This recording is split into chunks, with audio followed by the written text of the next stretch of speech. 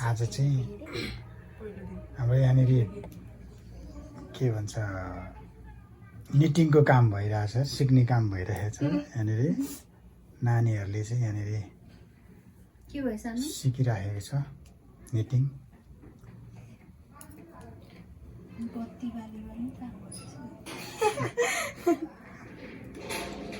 नेपालीमा चाहिँ यसलाई बुन्ने काम पनि भनिन्छ।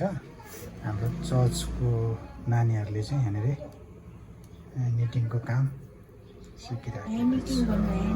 अलिकति पर्फेक्टमा चाहिँ हाम्रो एकजना बहिनी कल्पना बहिनी हुनुहुन्छ। सिकाइ राम्रै भइरहेछ। तिमीलाई त धेरै आइसक्यो नि है? धेरै नै आइसक्यो। ए ल, अरूहरूले चाहिँ भर्खर भर्खर सिक्दैछन्।